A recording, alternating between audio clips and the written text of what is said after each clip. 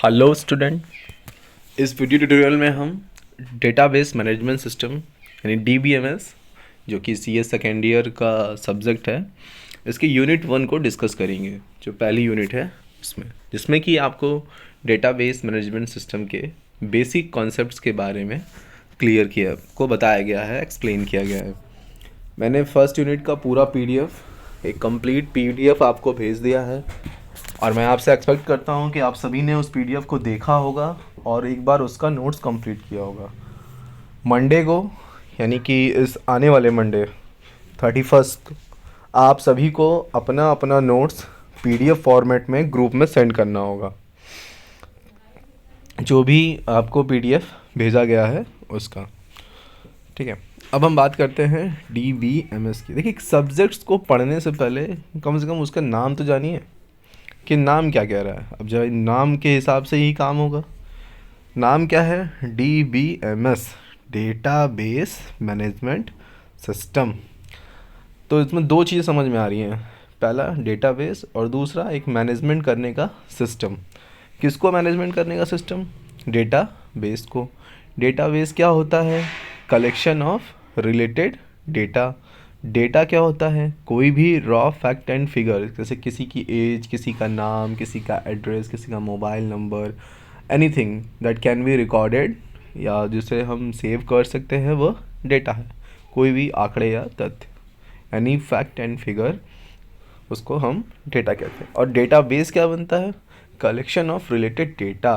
जैसे किसी का नाम तो एक डेटा है, सिंपल, लेकिन उसका नाम, mobile number, age, address etcetera, ये सब मिल करके क्या बनाएंगे? एक कलेक्शन बनाएंगे डेटाबेस का। जब हमारे पास रिलेटेड डेटा, अच्छा ऐसा नहीं कि कोई अननेसेसरी डेटा हो जिसका किसी से लेना देना हो, जैसे कि नाम राम का हो, मोबाइल नंबर, घर का नंबर श्याम का हो, पिता का नाम हनुमान का हो, इस तरीके से है तो उसका कोई रोल नहीं है। कलेक्शन ऑफ रिलेटेड डेटा, जिनका आपस में किसी प्रकार का कोई संबंध हो, से हम कहते हैं डेटाबेस। और इस डेटाबेस को मैनेज करने के लिए एक सिस्टम की ज़रूरत होती है, एक सॉफ्टवेयर की ज़रूरत होती है। ठीक है, क्यों ज़रूरत होती है? अब डेटाबेस में मान लो कि 10 बच्चे हैं, 20 बच्चे हैं, 100 बच्चे हैं, तो उनका मैनेजमेंट आसान है। इवन देयर आर, जैसे यूनिवर्सिटी का डेटा, बीटी, मान लीजिए आपका बीटी बोर्ड है, इसका डेटा अगर आपको देखना होगा तो उसको लाखों स्टूडेंट्स होंगे, तीनों ईयर मिला दिया जाए तो लाखों स्टूडेंट्स का डेटा मैनेज करना होगा, तो इट्स कॉम्प्लिकेटेड टास्क। और आज के समय में सब कुछ ऑनलाइन हो गया है, जितनी भी चीज़ें ऑनलाइन हैं, ऑनलाइन मतलब जिनको आप इंटरनेट के माध्यम से एक्सेस कर पाते हैं। जैसे हम अभी है तो बहुत सारे एग्जांपल्स आपके जो आप इस करते हो उनके साथ चलते हैं। जैसे आपका यूराइस पोर्टल पे रजिस्ट्रेशन है, ठीक है, रजिस्ट्रेशन है, आपका बीटी पे रजिस्ट्रेशन है, ये सभी क्या है? ऑनलाइन है। तो जब आप ऑनलाइन, जैसे मान लो कि अगर आप अपना डेटा कॉलेज में देते हो, एक फ़ाइल के रूप में दोगे, एक फॉर्म होगा, फॉर्म को फिल करोगे, फॉर्म फिल करने के बाद एक जगह रखा रहता है, कलेक्शन होता है ना, ऑफिस होता है, रिकॉर्ड रूम होता है, जहाँ पर सारा डेटा हम रखते हैं। सभी बच्चों के, सभी स्टूडेंट्स के फॉर्म को हम एक जगह पर रखते हैं, ताकि भविष्य में जब दोबारा ज़रूरत पड़े तो उस रिकॉर्ड रूम से आपका डेटा निकाल दिया जाए। ये था हमारा ट्रेडिशनल अप्रोच। अब जो है हमने सब कुछ बदल दिया। अब हम जा रहे हैं डेटाबेस मैनेजमेंट सिस्टम का यूज़ कैसे करके हम कैसे बदलाव ला सकते हैं और उसके एडवांटेज क्या हैं। मतलब होता है ना कि डीबीएमएस के फ़ायदे क्या हैं ओवर ट्रेडिशनल। हम क्यों फाइल फॉर्मेट में यूज़ ना करके, यानी फॉर्म ना भरा करके, हम डेटाबेस में क्यों डेटा स्टोर करेंगे, ऑनलाइन क्यों करेंगे? There are lots of reasons जिसकी वजह से हम यूज़ करेंगे। पहला रीज़न देखिए, अच्छा पहले डेटाबेस को समझ लीजिए। तो मतलब क्या हुआ? वो रिकॉर्ड रूम क्या हुआ? एक तरीके का डेटाबेस हुआ, जहाँ पर हमने सभी बच्चों का डेटा रखा हुआ है। और इसको मैनेज कौन करता है? हम फिज़िकली बात कर रहे हैं, जो अभी ट्रेडिशनल चल रहा है। तो आप फॉर्म भरते हो, फॉर्म भरने के बाद एक ऑफिस में, जिसे रिकॉर्ड रूम कहते हैं, वहाँ पे सब सबमिट होता है। वहाँ पर 1-2 आदमी बैठे होते हैं, क्लर्क, जो भी, उनका काम होता है कि आपके द्वारा जो फॉर्म लिए जाए उनको सहेज करके किसी पर्टिकुलर अलमीरा पे या जगहों पर रखे। तो वो अलमीरा क्या बन गया? एक डेटाबेस बन गया। किसका? उस कॉलेज के, उस पर्टिकुलर क्लास के, पर्टिकुलर ब्रांच के बच्चों का पूरा कंप्लीट डेटा हो गया।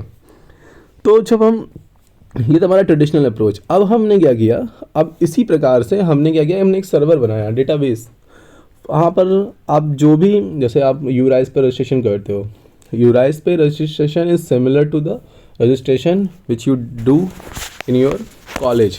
जब आप कॉलेज में एडमिशन लेते हैं क्लास में, आपको एक फॉर्म फिल कराया जाता है, ठीक है, वो फिजिकल फॉर्म होता है, उसे आप अपने हाथ से भरते हो और भरने के बाद कॉलेज में सबमिट करते हो। कॉलेज उस फॉर्म को संभाल के रखता है through out your academic sessions, जब तक आपकी पढ़ाई चलती रहती है। बट सिमिलरली अब बोर्ड क्या करता है, अब बोर्ड के पास लाखों, सोचो बोर्ड के पास 5 लाख 10 लाख बच्चे हैं और सब मिला करके सारे कोर्सेज में। अब इतने बच्चों का फॉर्म एक जगह पर रख करके उसको मैनेज करना, उसको देखना कितना हेक्टिक काम होगा। उसके साथ ही साथ पूरा का पूरा आपको एक बहुत बड़ा कमरा चाहिए, बहुत सारे लोग चाहिए शॉटिंग करने के लिए।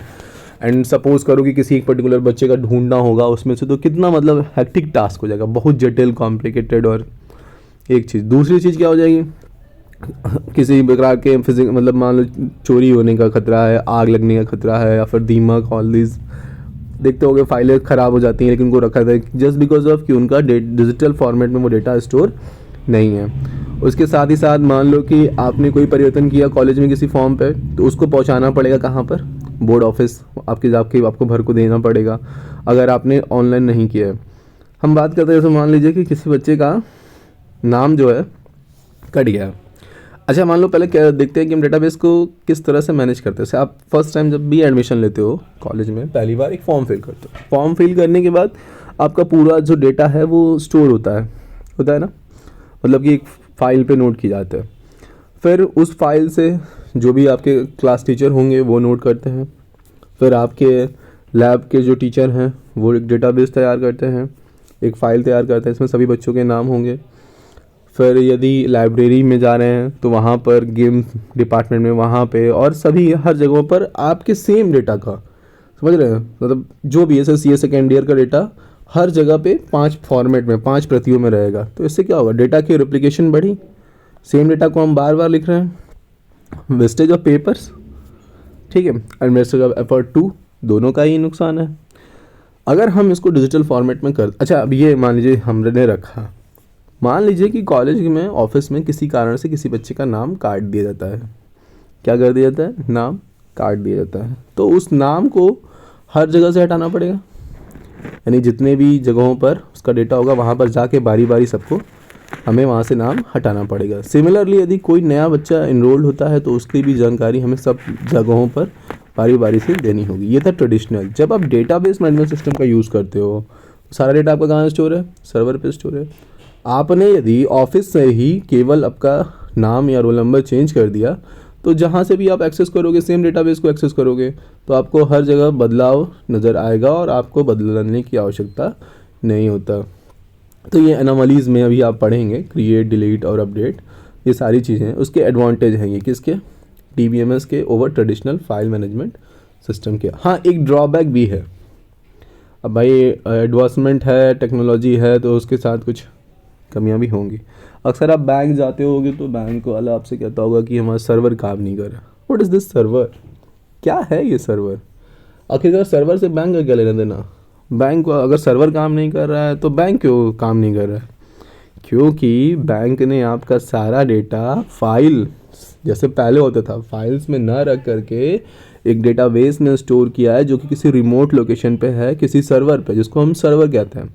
कई सारे उसमें IT इंफ्रास्ट्रक्चर्स होते हैं, उनको मिला करके बनता है सर्वर का सारा डेटा जो है उस सर्वर पे स्टोर है। और due to some reason, just because of, मतलब हो सकता है कि इंटरनेट की कनेक्टिविटी की वजह से अच्छा नेटवर्क में कनेक्शन ना हो, या फिर उस सर्वर में है तो इलेक्ट्रॉनिक डिवाइस, तो कुछ कंपोनेंट्स में कोई दिक्कत हो, या फिर कोई अन्य प्रॉब्लम जिसके कारण सर्वर काम ना करो, तो ये ड्रॉबैक है। अगर मान लो ये फाइल सिस्टम होता, थोड़ा समय लगता, 10 मिनट 15 मिनट, वो आपका डेटा आप उसमें लेजर बुक में अपनी खोजता है, उसमें से नोट करता है और आपको बता देता।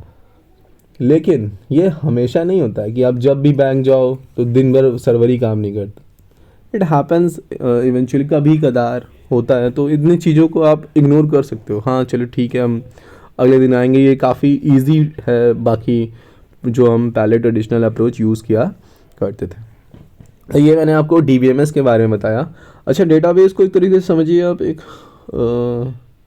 एक होटल समझिए, ये आपका डेटाबेस है, ठीक है। हर होटल में एक मैनेजर होता है ना, जिसका काम क्या होता है, पूरे के पूरे होटल की देखभाल करना, सारी चीज़ों को मेंटेन करना। तो जैसे होटल को मैनेज करने के लिए मैनेजर होता है, उसी तरीके से डेटाबेस को मैनेज करने के लिए भी एक मैनेजर होता है। हाँ, यहाँ पे नाम उसका अलग है। यहाँ पर हम उसे बुलाते हैं DBA, हम बोलते हैं उसे DBA, यानी डेटाबेस एडमिनिस्ट्रेटर। यानी जो डेटाबेस के अंदर होने वाले सभी बदलाव को, सभी प्रकार की टास्क को मेंटेन करता है, उनका निरीक्षण करता है, सुपरविज़न करता है। तो अब मैनेजर अब खुद से सारा काम करता है? नहीं करता। उसे ज़रूरत पड़ती है स्वीपर की, प्यून की और भी रिसेप्शनिस्ट की, सारे लोगों की। तो ये सभी लोग के हम कहाँ से आएंगे? ये डेटाबेस के टर्म में अगर बात करें तो ये जो DBMS है, DBMS कुछ नहीं होता है, एक सॉफ्टवेयर होता है। कंप्यूटर प्रोग्रामिंग में, अब कंप्यूटर साइंस में सब कुछ सॉफ्टवेयर है। अगर हम बात करें तो सॉफ्टवेयर है DBMS। तो डेटाबेस मैनेजमेंट सिस्टम एक सॉफ्टवेयर है, यानी कलेक्शन ऑफ प्रोग्राम है। कलेक्शन ऑफ प्रोग्राम को हम सॉफ्टवेयर कहते हैं, सेट ऑफ इंस्ट्रक्शन को हम प्रोग्राम कहते हैं। ये आप जानते ही होंगे, फर्स्ट ईयर में आपने पढ़ा होगा प्रोग्राम के बारे में, सॉफ्टवेयर के बारे में, उनकी परिभाषा क्या होती है। तो DBMS क्या होता है? डेटाबेस मैनेजमेंट सिस्टम एक सॉफ्टवेयर होता है जो कि डेटाबेस को मैनेज करने के लिए यूज़ किया जाता है। अब डेटाबेस को कोई आदमी तो करेगा नहीं, बेहतर है हम प्रोग्राम का यूज़ करें। अब जैसे हर विंडो क्या होता है? ऑपरेटिंग सिस्टम होता है। उससे फ़ायदा क्या होता है कि आपके जो कंप्यूटर है उसको यूज़र इंटरफेस आसान बनाता है, वरना जिसको कोडिंग आएगी वही केवल उसको अच्छे से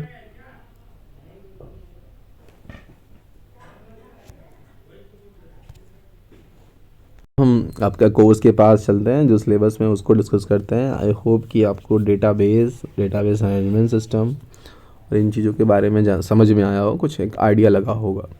सबसे पहले हम बात करते हैं डेटा की। डेटा क्या होता है? तो जैसा कि मैंने बताया कि कोई भी रॉ फैक्ट्स एंड फिगर को आंकड़े बोलते हैं, डेटा कहलाते हैं, जिन्हें हम स्टोर कर सकते हैं। जैसे किसी का नाम, एज, मोबाइल नंबर, ये सब डेटा है। इन्फॉर्मेशन क्या होता है? या हमें डेटा को प्रोसेस करने के बाद प्राप्त होता है। इसका यूज़ डिसीजन मेकिंग के लिए करते हैं। जैसे आपके पास एक फ़ाइल होगी जिसमें सभी बच्चों का नाम होगा, मोबाइल नंबर, लेकिन जो डेटा है, जब आप उसे स्टडी करोगे, यानी किसी पर्टिकुलर बच्चे का मोबाइल नंबर एक डेटा है, लेकिन जब तक मतलब मोबाइल नंबर की लिस्ट आपके पास है, उसका नाम नहीं है, तो आपके काम आएगा? वो इन्फॉर्मेशन नहीं है, वो डेटा है।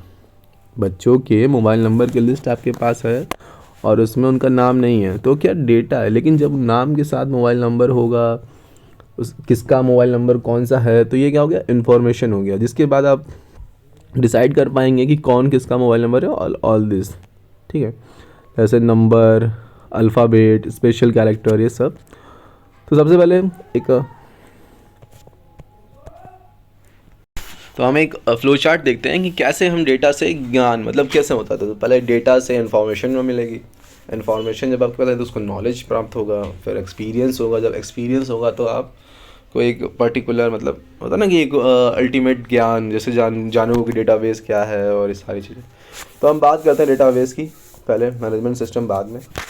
यह रिलेटेड डेटा का कलेक्शन होता है, जैसे स्टूडेंट का डेटा एटसेट्रा। यह मुख्यतः दो प्रकार का होता है, सेंट्रलाइज्ड और डिस्ट्रीब्यूटेड। सेंट्रलाइज मतलब जो एक ही जगह पर सर्वर रूम हो, दूसरा डिस्ट्रीब्यूटेड जिसके कई जगहों पर, जैसे गूगल का डेटा बेस है तो एक जगह पे सेंट्रलाइज नहीं है, उसका डेटाबेस का सर्वर आपका US में है, हो सकता है यूरोप में हो, इंडिया के ऊपर कहीं सर्वर उसने सेटअप करके रखा होगा, तो ये सभी डिस्ट्रीब्यूटेड फॉर्मेट में है। ठीक है, फिर DBA क्या है? जैसा कि मैंने आपको बताया, होटल का मैनेजर वो होटल का मैनेज करता है, और DBA डेटाबेस को। इसका पूरा नाम डेटाबेस एडमिनिस्ट्रेटर होता है, जो डेटाबेस को मैनेज करने का काम करता है। इसके लिए यह DBMS का यूज़ करता है, जैसे मैनेजर प्यून का, स्वीपर का, इनका यूज़ करता है, ये DBMS का यूज़ करता है। DBMS क्या होता है अल्टीमेटली, अब जो हमें पढ़ना है, जिसके बारे में हमें जानना है, यह एक प्रोग्राम मॉड्यूल का समूह होता है, अल्टीमेटली सॉफ्टवेयर होता है, जो कि डेटा को स्टोर, फेच, मॉडिफाई या अपडेट करने के लिए यूज़ किए जाते हैं। जब सबसे पहले क्या होगा, डेटाबेस में आप स्टोर करेंगे डेटा, तो उसको स्टोर करेंगे, फिर स्टोर किस लिए कर रहे हैं? ताकि भविष्य में यूज़ कर सके। तो जब हम डेटाबेस को से डेटा को निकालते हैं तो उसको हम बोलते हैं फेच करना या एक्सेस करना। और फिर तीसरा काम हो सकता है किसी का मोबाइल नंबर बदल जाए, किसी का कुछ गड़बड़ हो जाए उसको अपडेट करना, मॉडिफाई करना, तो ये सभी टास्क परफॉर्म किए जाते हैं। कुछ डेटाबेस मैनेजमेंट सिस्टम की डेटाबेस के उदाहरण नहीं है, डीबीएमएस के उदाहरण, यानी कि ऐसे सॉफ्टवेयर जो डेटाबेस को मैनेज करते हैं, जैसे माई एसक्यूएल हो गया, एमएस एसक्यूएल सर्वर हो गया, साइबेस हो गया, ओरेकल हो गया, एसक्यूएल लाइट, ये सभी क्या है। वही देखिए इसमें बताया गया है, डेटा की तुलना की गई है होटल के रूम से, डेटाबेस की तुलना की गई है पूरे एक होटल से, उस डेटाबेस के मैनेजर की तुलना की गई है डीबीए से, और जो टूल्स होते हैं वो क्या है, डीबीएमएस। तो क्या समझे आप इसको, इस एक डायग्राम से आपको कुछ समझ में आना चाहिए ये कि जो हमारा डीबीएमएस है, ये डीबीएमएस जो है ये डेटाबेस को मैनेज करने के लिए डीबीए के द्वारा यूज़ किया जाता है, यानी कि ऐसा भी कह सकते हैं आप कि डीबीए डेटाबेस को मैनेज करने के लिए डीबीएमएस का यूज़ करता है। ठीक है, इससे आप इसको समझ सकते हैं। फिर हमारा क्या है, जैसा मैंने बताया आपको, advantages of DBMS over file processing, यानी जो ट्रेडिशनल फाइल प्रोसेसिंग है इसमें हम फाइल बनाते हैं, लिखते हैं डेटा, उसमें क्या फ़ायदे हैं। तो डीबीएमएस के फाइल प्रोसेसिंग सिस्टम की अपेक्षा बहुत सारे फ़ायदे हैं, जिनमें कुछ निम्नलिखित है। पहला, data redundancy and data inconsistency. Redundancy मतलब एक ही डेटा को बार बार लिखना है, जैसे मैंने बताया ना कि आपके एचओडी के पास भी एक लिस्ट जाती होगी, क्लास टीचर के पास भी जाती होगी, ऑफिस में भी होती है, तो एक ही डेटा को बार बार लिखना है। फिर इनकन्सिस्टेंसी, मान लो कि आपके क्लास टीचर ने किसी का नाम काट के अपने पास तो अपडेट कर दिया, लेकिन ऑफिस में वो चल